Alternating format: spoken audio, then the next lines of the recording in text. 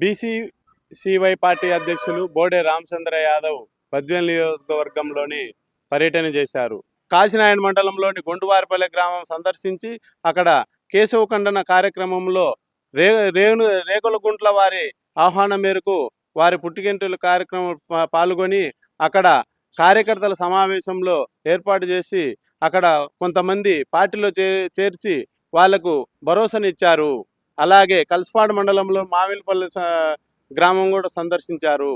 అక్కడ బాలినేని రమణయ్య వారి కుటుంబ సమేతంగా వాళ్ళకి ఆహ్వానించి వాళ్లకు సాల్వాతో సత్కరించడం జరిగిందని అక్కడ మీడియా ముఖంగా తెలపడం జరిగింది.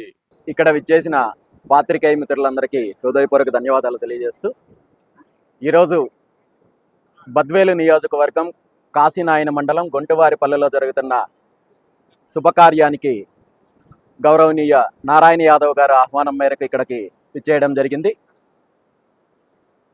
ఈరోజు రాష్ట్రంలో చంద్రబాబు నాయుడు గారి ప్రభుత్వ పనితీరు ఎలా ఉందంటే, గత 20 నెలల కాలంలో తెలుగుదేశం పార్టీ ఇచ్చిన సూపర్ 6 పథకాలు కానీ, హామీలు కానీ, మేనిఫెస్టోను కానీ అమలు చేయడంలో కానీ రాష్ట్రంలో ఏ ఒక్క వర్గానికి సంబంధించి కానీ లేదా ఏ ఒక్క అభివృద్ధి విషయంలో కానీ మా ప్రభుత్వం పలానా అభివృద్ధి చేశాము అని చెప్పుకోవడానికి అవకాశం లేని సందర్భంలో పూర్తిగా డైవర్షన్ రాజకీయాలు చేస్తూ అనేక రకాల వివాదాల పైన చుట్టూ మళ్లిస్తూ కాలయాపన చేస్తున్నారు తప్ప చంద్రబాబు నాయుడు గారి ప్రభుత్వము నిధులు కేటాయిస్తామని చెప్పి అనేక రకాలుగా హామీ ఇచ్చారు.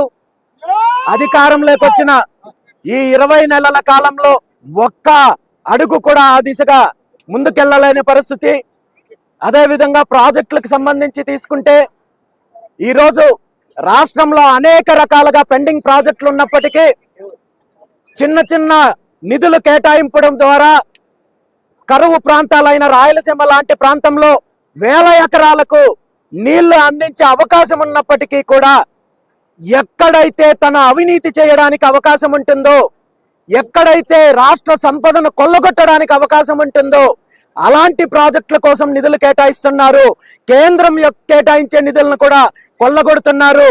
అంతే తప్ప ఈరోజు బనకచర్ల లాంటి ప్రాజెక్టులను తీసుకొని వచ్చి రాయలసీమను సస్యశ్యామలు చేయడం, అనేక పెండింగ్ ప్రాజెక్టులకు తక్కువ నిధులతో కేటాయింపులు చేసినట్టయితే వాటి పూర్తి చేయడం ద్వారా వేల ఎకరాలు లక్షల ఎకరాలకు నీళ్లు అందించే అవకాశం ఉంటుందని చెప్పి తెలిసినప్పటికీ కూడా ఆ దిశగా అడుగులు ముందుకు వేసే పరిస్థితి లేదు. ఖచ్చితంగా రాబోయే రోజుల్లో పెండింగ్ ప్రాజెక్టులు పూర్తి చేయడానికి దీని మీద బీసీవై పార్టీ పూర్తి స్థాయిలో ప్రభుత్వం మీద పోరాటం చేయడానికి సిద్ధంగా ఉంది. దాంతోపాటు బీసీలకు ఇచ్చిన హామీలు కావచ్చు, అదేవిధంగా రైతులకు ఇచ్చిన హామీలు కావచ్చు, ప్రభుత్వం చేస్తున్న అవినీతి పైన కావచ్చు, పూర్తి స్థాయిలో పోరాటం చేయడానికి బీసీవై పార్టీ సిద్ధంగా ఉంది.